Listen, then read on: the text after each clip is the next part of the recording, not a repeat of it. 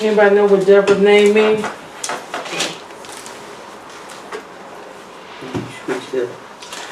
I'm looking at characteristics. It means bee. B? Bee. B-E-E. Dang. Okay. They say honeybee. Honeybee? But it's bee. In Judges. And, Judges 4. It talks about Deborah, her name means bee. And I was like, bee? I said, why do I want bee, Lord? And then when I was doing some further research about her name, they were saying that it's probably because of honeybee. You know, bees, there's a queen bee, and they live in a colony, bees, yeah. and then you hear the sound of the buzzing. Yeah. So that her husband, his name, Lapidoth, which means torch of Israel. Torch of Israel, okay. Okay. That's what Lapidoth means, torch of Israel. Lapidoth. That's her husband's name, and that means they saying that she had a fiery spirit. Okay. So her titles are Judge, Prophetess, Lapidoth. Mother in Israel, Okay, mother. Military Leader. Yeah, that's right. And they said author of the song, whatever that poem of That Deborah. they sung about her. The song, they call it the author of Song of Deborah. The Song of Deborah. She sings that, I think, in Judges 5. The Yeah. Song of Deborah.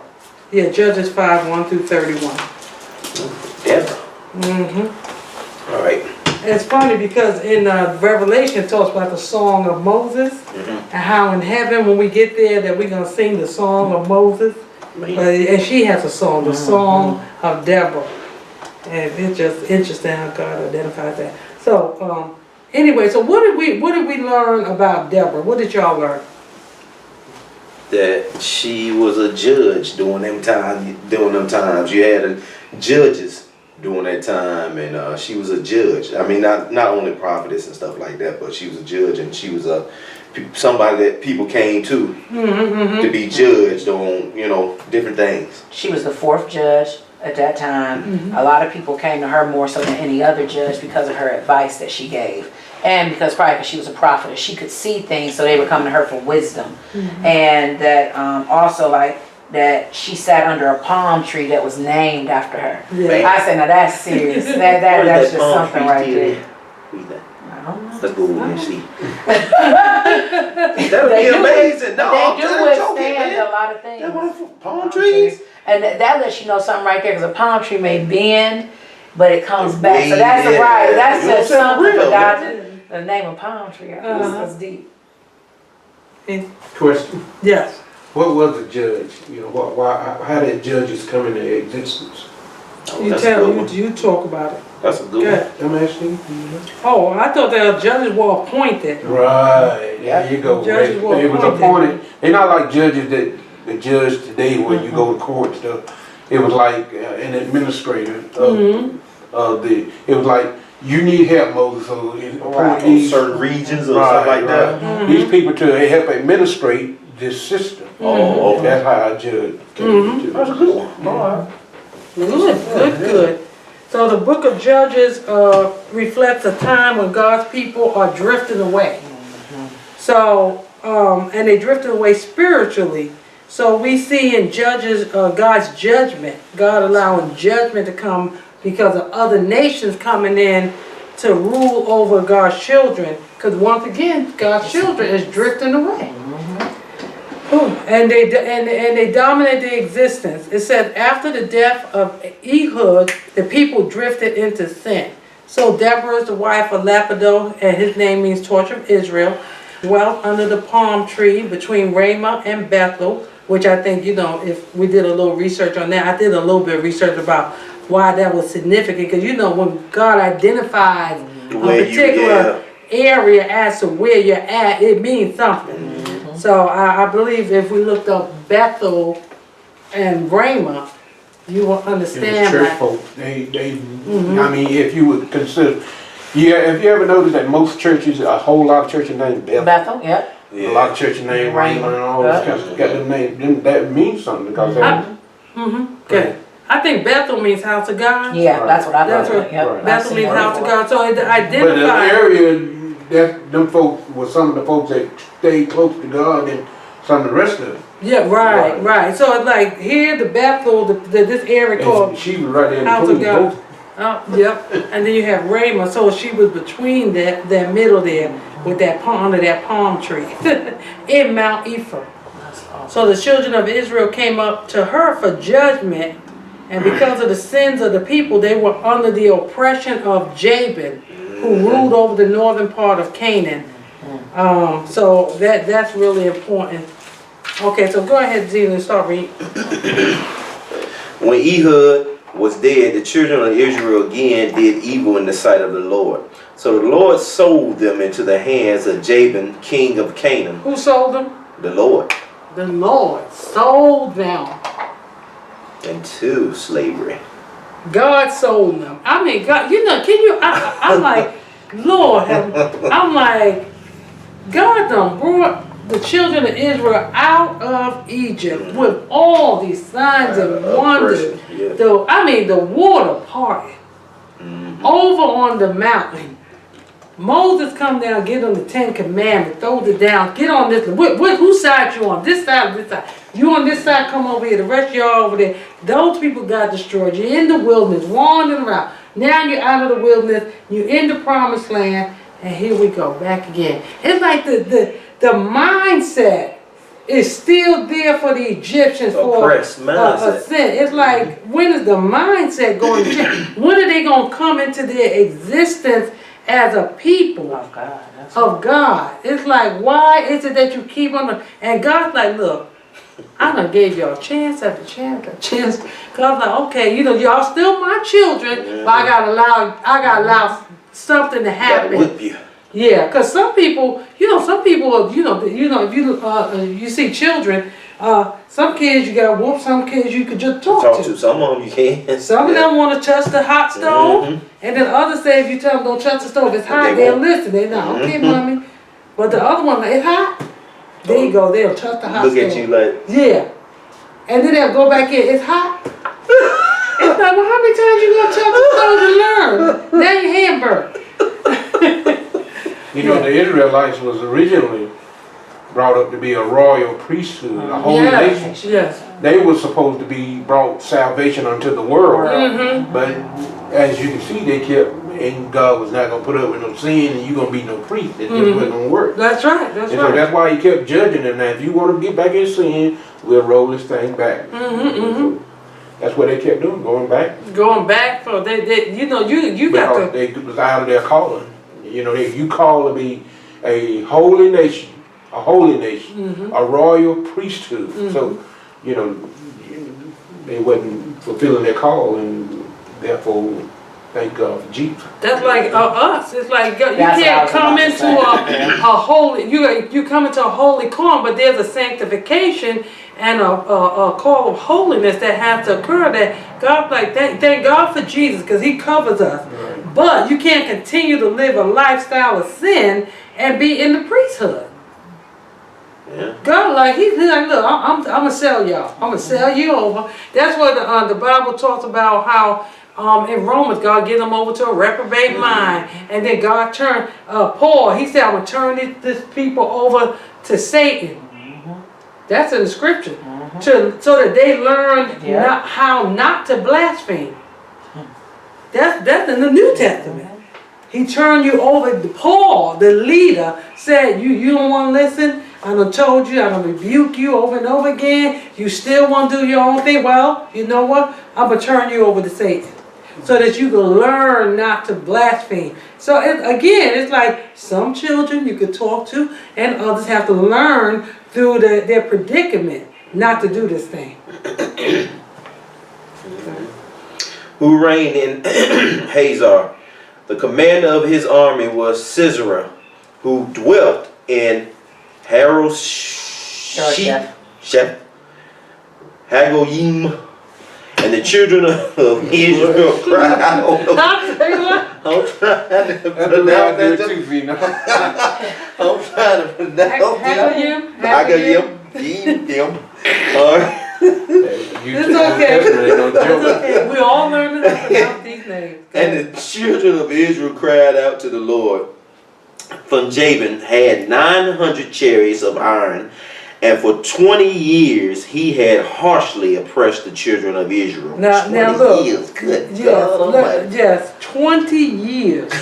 Good. Harshly oppressed. But who sold them there? God. God sold Yeah, them. So there's a measure of judgment. It's like, okay, you know, I'm going to spank you.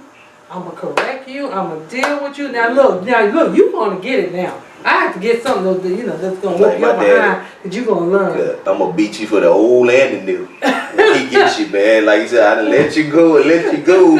I've been talking and talking with them. I'm going to beat you for the old and the new. I said, good God. He did that because he Oh. Whereas previously, Oh, he can put it in there. whereas previously, Dead. previously they were in slavery for how long? For what? 40 years.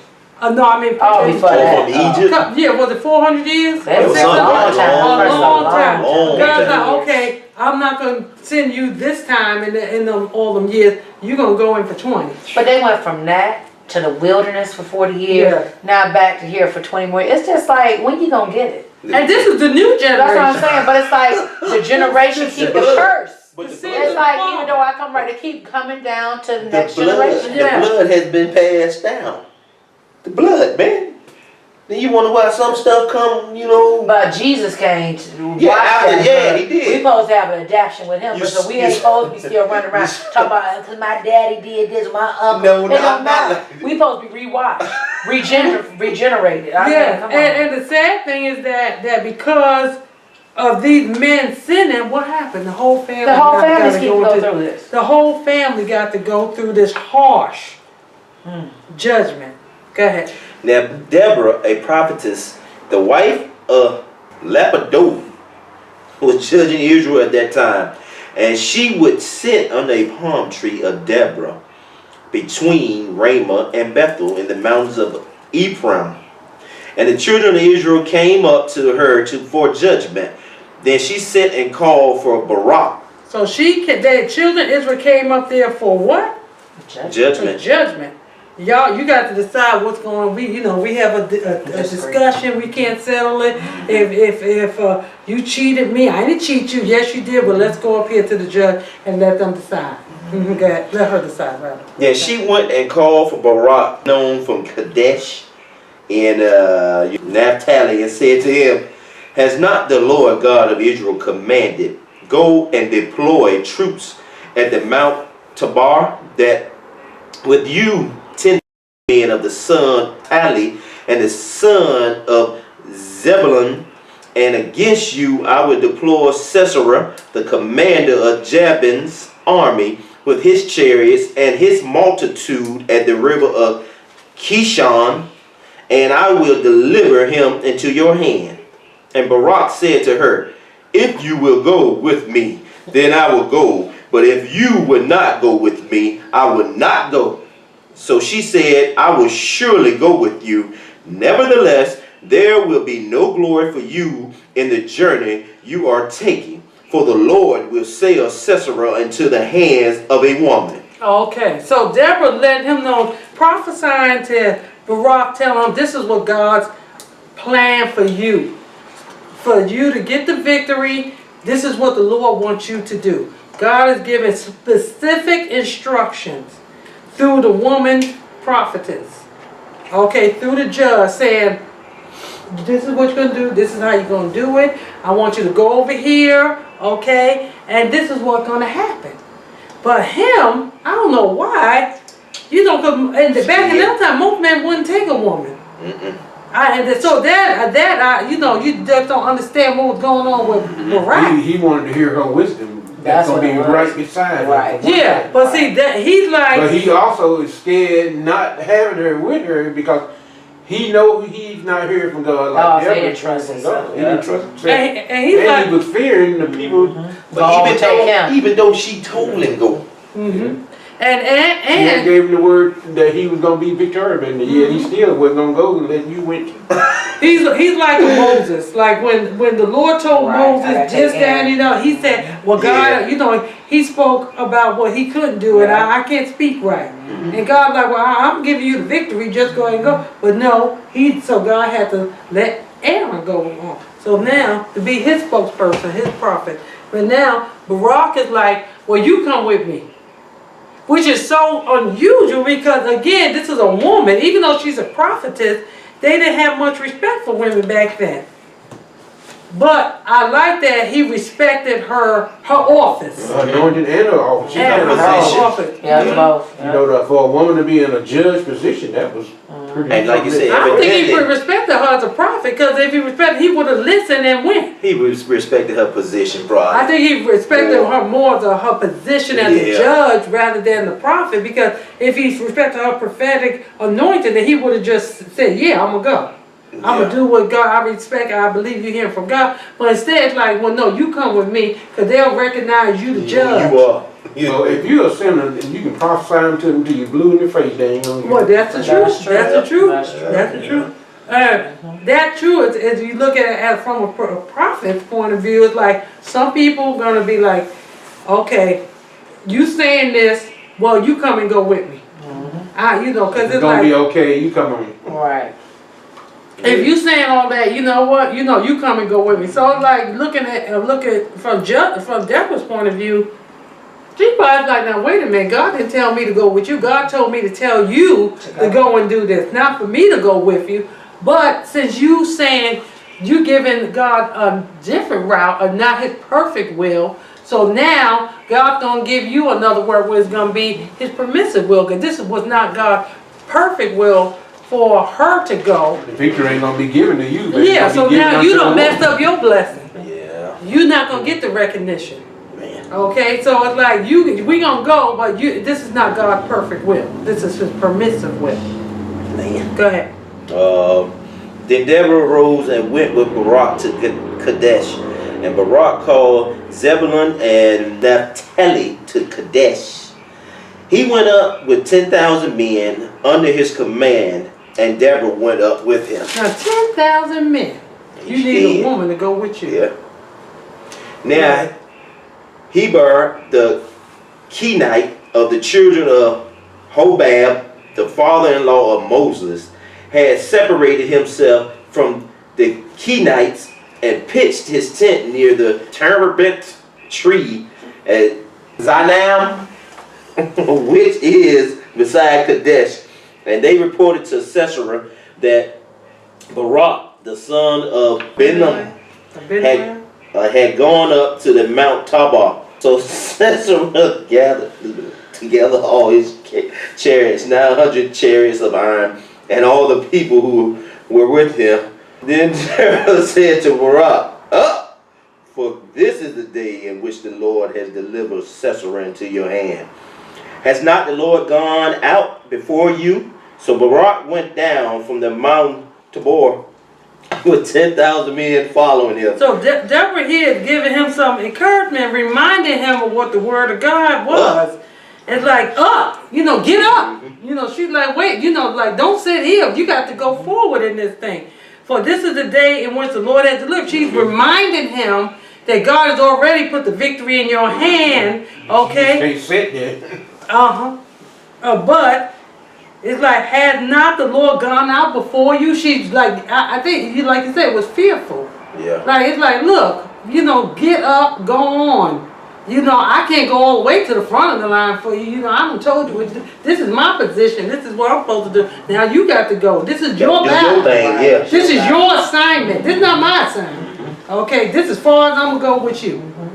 Okay, go ahead. But shit. Okay. And the Lord routed Sisera and all his chariots and all his army with the edge of the sword before Barak. And Sisera alighted from his chariot and fled away on foot. But Barak pursued the chariots and the army as far as Harosheth and Hagoyim, and all the army of Sisera fell by the edge of the sword. Not a man was left. However, Sisera had fled away on foot to the tent of Jael, the wife of Heber the Kenite. For there was peace between Jabin, king of Hazor, and the house of Heber the Kenite. And Jael went out to meet Sisera and said to him, "Turn aside, my lord, turn aside to me, do not fear." And when he had turned aside with her into the tent, she covered him with a blanket. Then he said to her, "Please give me a little water to drink, for I am thirsty." So she opened a jug of milk, gave him a drink, and covered him. And he said to her, "Stand at the door of the tent, and if any man comes and inquires of you, and says, 'Is there a man here?' you shall say, 'No.'" Then Jael, Heber's wife, took a tent peg and took a hammer in her hand and went softly to him and drove the peg into his temple, and it went down into the ground, for he was fast asleep and weary. So he died. And then as Barak pursued Sisera, Jael came out to meet him and said to him, "Come, I will show you the man whom you seek." And when he went into her tent, there lay Sisera dead with the pig in his temple. So on that day, God subdued Jabin, king of Canaan, in the presence of the children of Israel. And the hand of the children of Israel grew stronger and stronger against Jabin, king of the Canaan, until they had destroyed Jabin, king of the Canaan. Now, but it's strange that Sisera, he went into the tent of another man's wife, Ooh. all out of order. Yeah. In the house, sleeping in the bed, and telling her to go out there and lie and say, "Ain't no man in here." You know, first of all, he violated. You know, this is a married woman, and you don't do that. And so he gonna sit up there, give me something to drink. I'm in your house. You know, giving the man's wife instruction. Like, I'm your Lord. Yeah, she recognized who he was, and she's like, "Okay, yeah, I got you. yeah, I got you." She And knew what was going on. She knew what was going on, and she's like, "No, you're not gonna be sitting up here in the house, you know, and you running from Barak, and we know it's a battle going on, and you're not gonna hide in here, get me killed, That's exactly. get me killed up in here." I And got not a only plan. that, I'm gonna rock you to sleep. yeah, and then I got a nail for you, bro. and then That look, thing had not been on, long, boy. and then on top of that, it's like, if her husband would have came in, seeing this man laying up in the bed, could have killed both of them. You know, you just didn't do that. So he put her in jeopardy anyway. But it just shows the prophetic word coming to pass. Yeah. That Jael is the one that did, like she said, like Deborah prophesied. The honor is not gonna go to you; it's gonna go to a woman, and the honor went to her. So the powerful thing about that is that Deborah, her prophetic word came to pass, and that you know, even though Barak operated in God's permissive will, the victory still came into being. And the one thing I had pointed out, I think Deborah begins, when she started prophesying to Barak, she began saying what God said, not what she said. She said what God said, this is what's going to happen. And so he trusted, I guess he partially trusted her word, but then he partially didn't, because he wanted her to go with him. And then the song of Deborah. She's just singing praises unto the Lord. And she just begins to sing about everything that God has done for them. She just sings it in a song. And you know, that's what they call the oral tradition in the Israelis, and even in black folks too. We call it the oral tradition, about telling from generation to generation what happened in previous generations. So she's singing about what happened. And that was all that spoke about Deborah. But she was such a powerful woman of God that she was the only judge, I think, mentioned in the entire Bible. Woman. Only woman judge, I should say. And then her name comes from a Hebrew word meaning to speak or pronounce. It is also where the phrase word of God comes from in Hebrew. is identical to the word meaning bee. Bee meaning to speak because of the buzzing sound. And that's what I have for Deborah. Let me ask you a question. When Deborah told him that the victory was going to be given to a woman, do you think they was talking about the victory going to be given to Deborah, or the victory going to be given to the woman that put that nail in his? He probably thought it was Deborah at the time, but I think he probably thought it was Deborah, but it wasn't Deborah. It sounded like it would be given to her because it's like. See, and then Deborah said, "Well, we're gonna let the Lord. I'm gonna stay right here. I'm just as far as I'm gonna right. Now, cause if I go on down there, you think I made this prophecy come true? Yeah, that's true. That's You true. know, the Lord, I ain't told me to strike the rock. Told me to stop. But he was sleeping. They were sleeping. But she was up. But he had been pursuing him though. He done slipped away from him, and he hiding in her tent. But that's the thing. Evidently, she was up, and God was She was talking to on her, watch. praying, And she and got the all she was strategies doing from strategy God, and stuff like that, and she was up watching and up, go. You know, he's down there. And When she part of his whatever. What, tribe? Yeah. You mean they were all in it. They all About that together. woman that he went to hide, you know. Now you can't imagine no man running from somebody and go into the enemy camp. Well, they said they had made what did it say? They had made something. the son of Jabin. Oh, you talking about You know, they like, hey, we gonna go over to. They gonna pardon us and help us. There were friendly relations. Yeah, so between they David, had king of Hazor, and the clan of Heber the Kenite. So And he see- thought it would be a safe place for him to hide out. Yep. But it wasn't. It was just a plan of God. Got your tail. And That she's is not familiar. crazy. She's like, look, our team is losing. For real. And look, I know maybe who they have wins mercy side on is. me For real. when they come in because they taking I take over. you out. So I'm about ready to choose sides now. Right, I gotta set myself up. And all, hey, look, didn't show who sides from the jump when I seen you coming.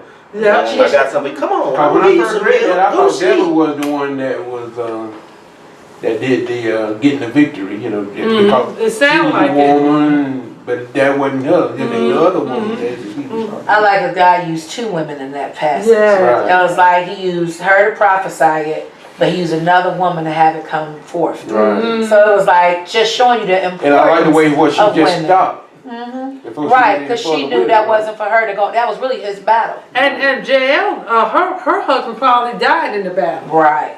Because the men should have been out fighting. So, and he over here coming in the tent, man, probably her husband probably was dead.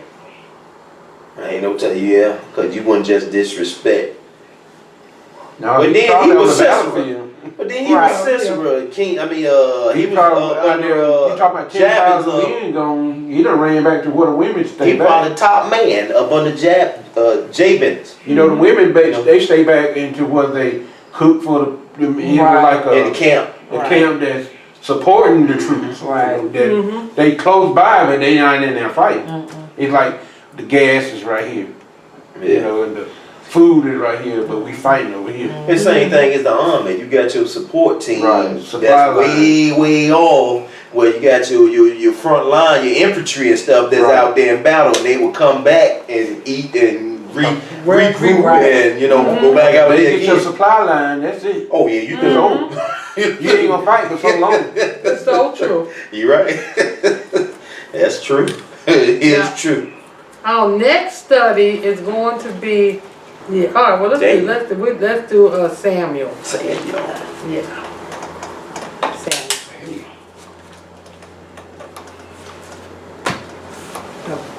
His leadership qualities. Leadership. Where you gonna go with this, Sammy? Did you get the verse? Huh? Or just everything about Sammy? Yeah, his leadership qualities. You want specific. I like the callings, right? I like the callings all the same. Well, we could talk about his calling and his leadership qualities, and what differentiated Samuel from the rest. Because he was the one that I don't think that you found anything. He did everything that God told him to do. He one of the miracle birth babies. Yeah. So he did everything God. Dedicated back to the Lord. Let's not talk about it right now, baby. But we're gonna talk about it next week, because you're gonna give away the homework. Yeah, most of these folks ain't these seasoned Christians.